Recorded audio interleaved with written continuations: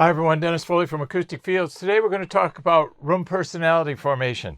I talk to a lot of people, and the hardest part for me is to figure out what kind of sound you want from your room. How much involvement do you want the room to be in your sound?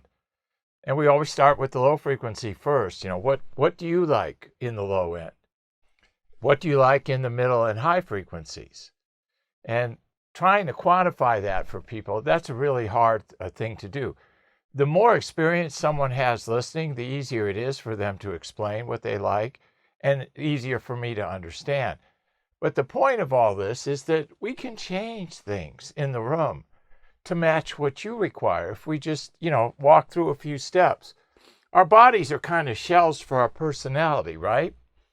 Body acts as transport and a shield. It moves our brain around, and I don't know, for me, the brain is so much a part of the personality that we need to use it more, right?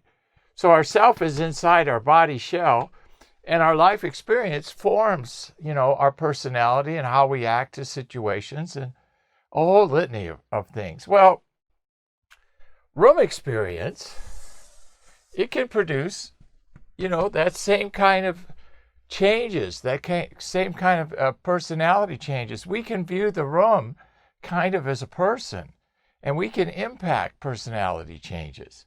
So, there's all kinds of ways humans do it, counseling, drugs, all kinds of ways to alter personality. But you can conform your room personality to match yours if you just give a little thought to it.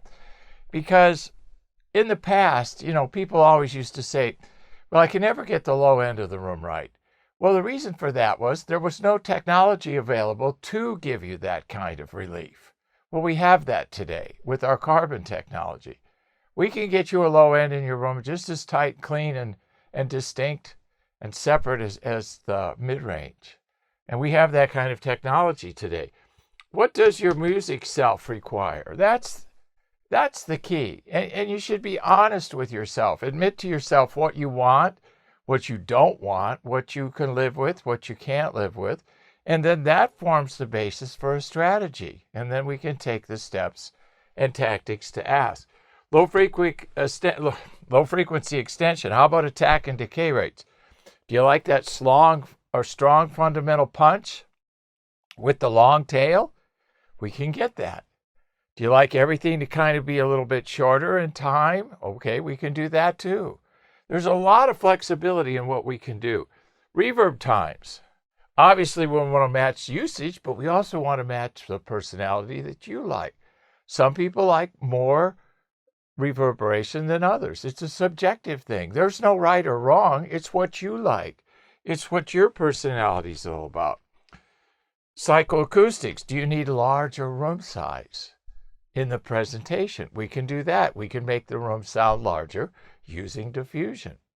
Depending on the usage, it determines where we're going to place it and a whole litany of other variables. Define your music that you like and make your room align with that goal. That's got to be the goal. You got to try to match what you like and then eliminate the problems that the room produces that go against what you want and like, okay? It's the balance of music self with the room self. That's what you're trying to do. You got to have full range resolution, though, to accomplish this. Got to have good gear that's able to resolve fundamentals and harmonics. And the room must have high resolution also. So it's going to take some square footage of coverages, both low, middle, and high frequency, to make those personality changes. Room personality formation. We can get this more aligned than we've ever been able to because our technology has improved dramatically. Not so much in the whole industry, I would say, but ours has for sure. Room personality formation. I hope this helps. Thank you. Thank you for watching this video, and if you liked it, please give us a thumbs up. We also have a newsletter that you can subscribe to, so please do that because we offer special price discounts to only those on our newsletter. And then don't forget about our forum. We have started a forum on our own website where people ask questions, and I usually get a chance every couple of days to look at it. There's an interchange between people on the forum, and we'll give you real answers on a regular basis, so that'll help you. Thank you.